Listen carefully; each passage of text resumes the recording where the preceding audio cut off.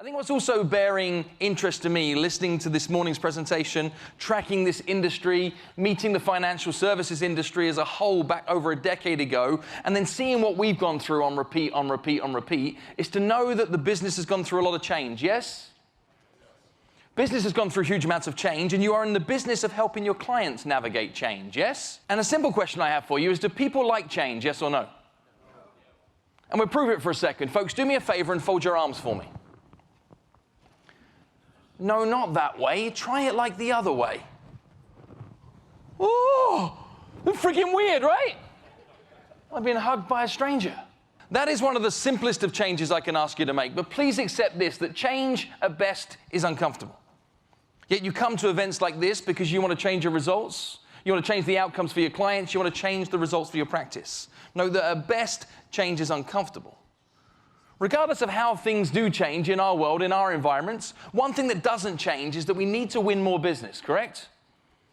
We need to get more new clients coming on, because something that happens with our clients is they don't stick with us forever for good reason, right? What happens is they live a fulfilled and happy life, and then they stop living that life, which means we've got to keep filling the pot up from the other side.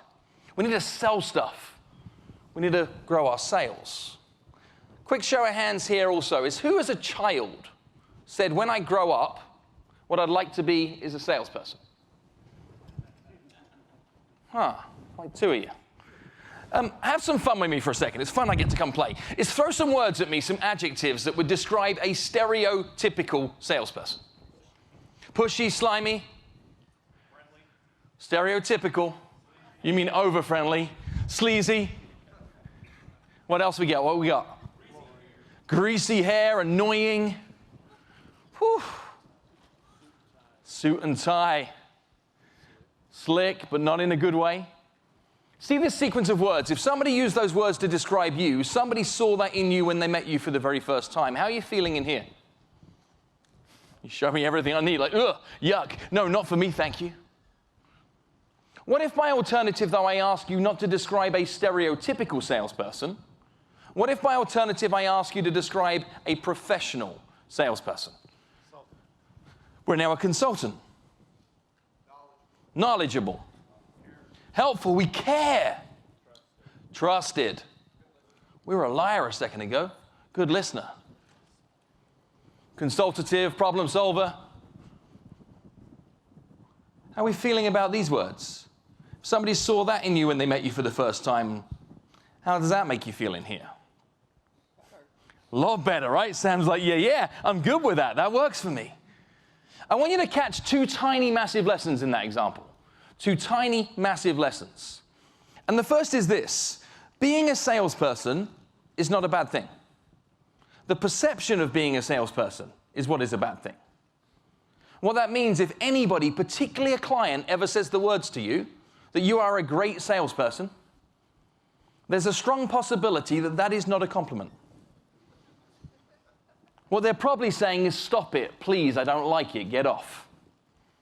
See, we're not looking for applause for our sales skills. The sign of a job well done in this moment in time isn't applause for sales skills. The sign of a job well done is nothing more than the receipt of the words, thank you, more often. It's chasing gratitude. So if you thought I could teach you to be more pushy, more slick, better at telling lies, wrong room.